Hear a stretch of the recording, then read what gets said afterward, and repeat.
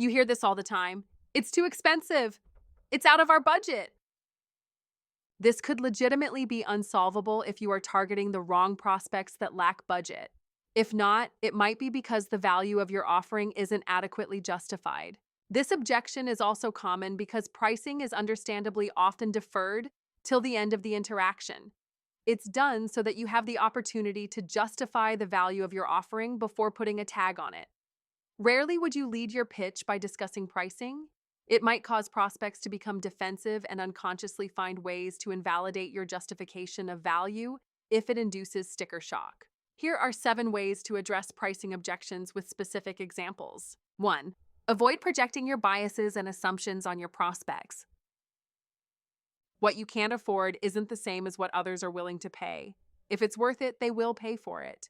2. Do not avoid pricing if it's brought up earlier in the conversation.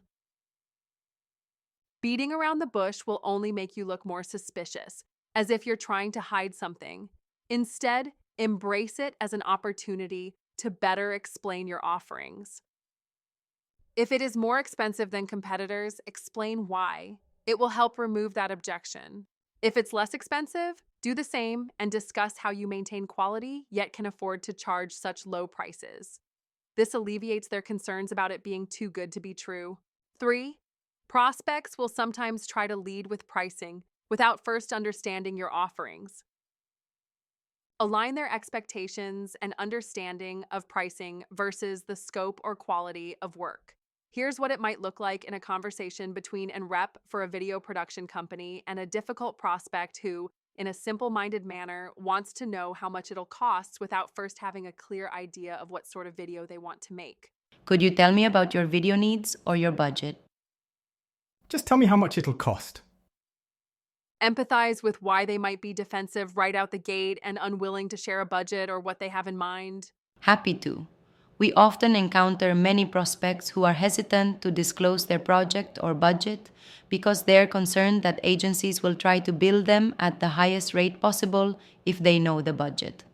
Our rates are fixed, that doesn't apply to us. Explain why you need that information and help them understand what inputs are necessary to achieve their desired outputs, such as the scope of work, duration of the video, or amount of editing, which will influence the final pricing of the project. I'm only asking because I need some context to evaluate the best option for you.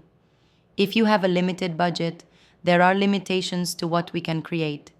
If you have specific needs, it might require us to get creative with how we approach filming or production to achieve the desired outcome within the allocated budget. It may be especially helpful to use an appropriate analogy to better explain to a prospect who is unfamiliar with your type of services. It's just like walking into a car dealership asking for the best car. Best is subjective. I would be remiss to showcase an expensive luxury car if what you're looking for is a reliable and spacious SUV for your family.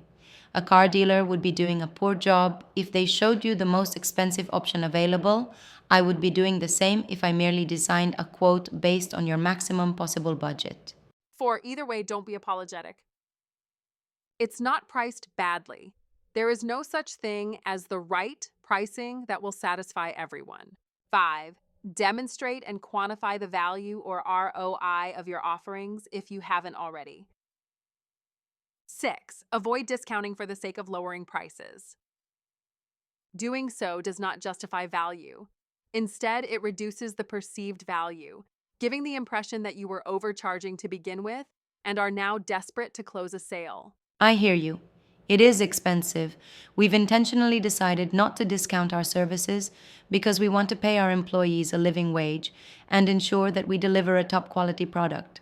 That said, if you don't need all the features, I'm happy to recommend some alternatives, even if it isn't one of our offerings. Remember, the goal is to help them, not to sell at all costs. It's okay to refer them to a competitor, especially if they are not an ideal customer. 7. Highlight cost of maintaining the status quo. In terms of lost opportunities, additional revenue they might have been able to capture, time wasted, or extra money spent in other ways that they might have overlooked. Downgrading to a lower offering is only recommended if they have a hard budget and you've potentially overestimated their needs. Ideally, your solution should be worth the price. Using another previous example, which we discussed on how to quantify value during assessment, how much would you estimate you spent on processing refunds alone last year? A response could be, Based on what you spent on processing refunds last year, that works out to be about $5,000 a month. Our solution is only $300 per month. Even if it only cuts the number of refunds you process in half, that's still a savings of $2,500 minus $300. That's $3,200 per month. found this valuable? Visit caremethodology.com for the 100% free, no email required to access ebook. Selling Ethically, the Care Methodology.